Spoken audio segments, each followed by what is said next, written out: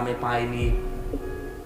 মেহেরপুরের ছেলে মেয়েরা, মা বাবা যাদের আছে, এরা যদি সত্যি সঙ্গত কারণে নারাজ হয়ে যায়, কিসের নামাজ পড়েন, কিসের রোজা রাখেন, 10,000 বারও যদি হজ করেন, একটা হজ কবুল হবে না।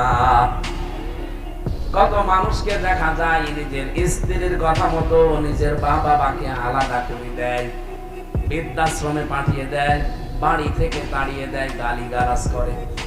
কোরআনের শব্দ আল্লাহ চয়ন করেছেন উফ, আলিফ ফা। উফ বলা হয় আঙ্গুলের ভেতরে আঙ্গুল দিয়ে এরকম চাপ দিলে এরকম লেগে মট করে একটা আওয়াজ হলো। আওয়াজ হয়নি? আমি তো শুনতে পেলাম যে আওয়াজ হয়েছে। এই আওয়াজটার নাম হচ্ছে উফ।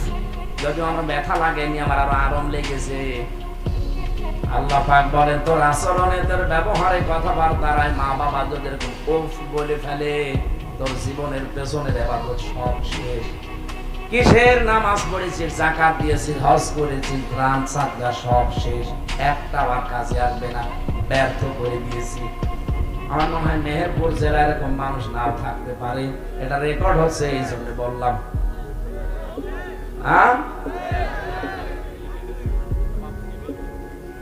আপনি নামাজ পড়েও যদি মা বাবাকে তার হক আদায় না করেন, তাকে আবার নাকি গালিগালাজ করেন, বাড়ি থেকে বের করে দেন, আপনি মানুষ?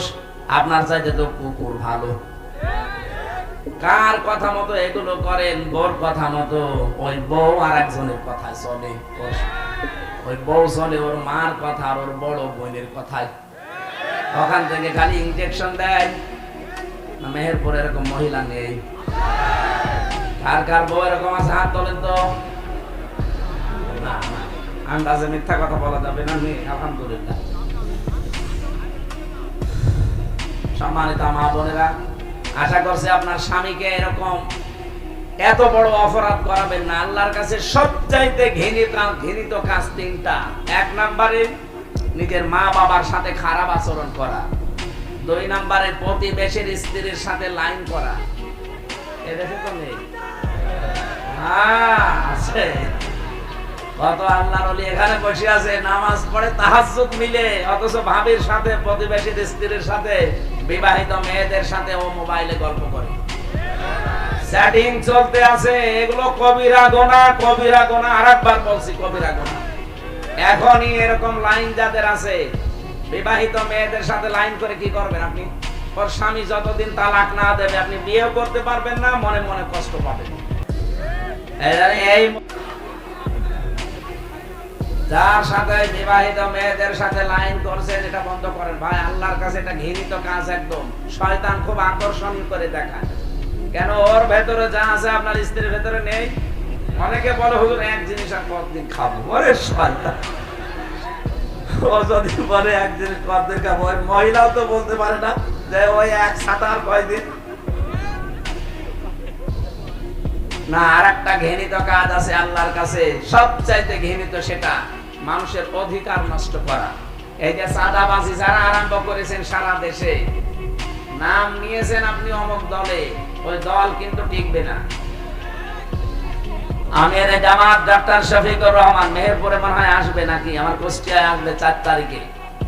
উনি ঘোষণা দিয়েছে, বাংলাদেশে চাঁদাবাজি আমরা করব না, কাউকে করতেও দেব না। কোন মহারথী আপনি চাঁদাবাজি করবেন? এতদিন যা হয়েছে হয়েছে, এখন আর আগস্টের 5 তারিখ নেই, পার হয়ে গেছে। কথা বলেন না কেন? কিয়ামত পর্যন্ত বাংলাদেশে ইনশাআল্লাহ মুসলমান থাকলে এই দেশে চাঁদাবাজি হবে না। রাজি নেই আমরা? আর এটা যদি বন্ধ করতে হয়, কোরআনে কারিমের সূরা এই আয়াতটা পড়া লাগবে। ইন্নাল্লাহা ইয়া'মুরুকুম, আমি আল্লাহ তোমাদেরকে অবশ্যই আদেশ করছি, আনতু আদুল আমানাতি ইলা আহলিহা, তার প্রাপকের কাছে তার আমানতটা যে পাবে তাকে দিয়ে দাও। এখানে আমানত বহু বচন দিয়েছেন। মারিফুল কোরআনে তাফসিরে লিখেছে আমানত মানে রায় দেওয়া, ভোট দেওয়া। সুতরাং সামনে যদি এরকম আমানত দেওয়ার উপযুক্ত জায়গা আছে, আপনি রাজনীতি মনে করলো আমি বলবো, কারণ আমি বাঁচাতে চাই আপনাকে। আপনি তো কোরআন বোঝেন না, কোরআন জানেনও না। আমি যেহেতু বুঝেছি আপনাকে বোঝালাম। যদি বিশ্বাস না করেন, এখানে যারা আলেম আছে জিজ্ঞাসা করেন। আমানত তাফসীরে মারিফুল কোরআন বাংলায় লেখা পাবেন, আমানত মানে ভোট। এখানে সামনে ইবাদতটা আমরা যেন নষ্ট না করি। হ্যাঁ, প্রাপক যে যত ব্যক্তিকে অবশ্যই আপনি এটা দেবেন, ওই লোকটা যদি চেয়ার পাওয়ার পরে ভালো কাজ করে, আপনি বাড়ি বসে বসে ওই সওয়াব পেতেই থাকবেন। এটাকে আমি বানালাম নাকি? সূরা নিসা 5 নাম্বার পারার 10 নাম্বার পৃষ্ঠার 11 নাম্বার লাইনের 85 নাম্বার আয়াতে আছে। এত দলিল দিয়েও মানুষের রাগ হয়, হুজুর আমার বিরুদ্ধে বলছে। আরে ভাই, আমি আপনাকে চিনি? হ্যাঁ, আপনারা কোনোদিন দেখিও নি? কোরআনে কারীমের কথা সঠিকভাবে বলতে গেলে আপনার বিরুদ্ধে যেতে পারে, কারণ আপনি তো মানেন না। যারা মানে তাদের দিকে তাকান, তাদের মনের ভেতরে আরো আনন্দ লাগবে। আর আপনি মানেন না, আমি আপনার পক্ষে আয়াত পাবো কোথায়? যেখানে যায় আগে এই কথা বলো, হুজুর এমন কিছু বলেন না যে আমার গায়ে লাগে। আমি চিনি আপনারে, আপনার গায়ে তো লাগবে, কারণ আপনি সুদের ব্যবসা করেন। কত মানুষ এখানে আছে টাকা ছেড়ে রাখে, মাসে মাসে টাকা আসে, 1000 টাকা দিলে 1100 টাকা দেয়, এরকম মানুষ নেই? এটা মায়ের সাথে জেনা করার গুনাহ হচ্ছে আপনার। কারা এই কাজ করছেন এই মুহূর্তে তওবা করেন যে ছেড়ে দেব না। এই এলাকায় মনে হয় নেই। হ্যাঁ, এই যে জমি জায়গা যারা বর্গানে না, বর্গা কি বলে, 1 লাখ টাকা দিলাম আমি তৌহিদ সাহেবকে, উনি 1 বিঘা জমি আমারে দিল। যতদিন জমি করে খাবো টাকা ফেরত দেওয়া লাগবে না। 2 বছর 5 বছর পরে যখন টাকা ফেরত দেবে, জমি ফেরত পাবে। এটার নাম কি? এই বন্ধক জায়েজ নেই। মায়ের সাথে আপনি একেবারে সরাসরি জেনা করছেন। কার জন্য কি করে যাচ্ছেন জেনা করে? মনে করছেন আপনার ছেলে মেয়ে, আপনার স্ত্রী সুখে থাকবে, আপনি 200 বছর পরে আবার এই মেহেরপুরে ফিরে আসবেন, আপনাকে পরিচয়ও দেবে না ওই সময় যারা থাকবে। অথচ এই সুদের টাকা দিয়ে আপনি এই জমি জায়গাগুলো কিনেছিলেন। এই কথা বলছেন এখন? আমার 3 পুরুষের পরে আমি আর চিনি না। আমার বাবা রিয়াজউদ্দিন, তার বাবা জাহান আলী, তার বাবা নমাজ আলী, এরপরে ছাতা আমি আর জানি না। এখন বলেন তো, ওনার আছে কুষ্টিয়ার বুকে, আমার এই গ্রামের বাড়ি হালসা, ওই জায়গায় যা সম্পদ বানিয়ে গেছে।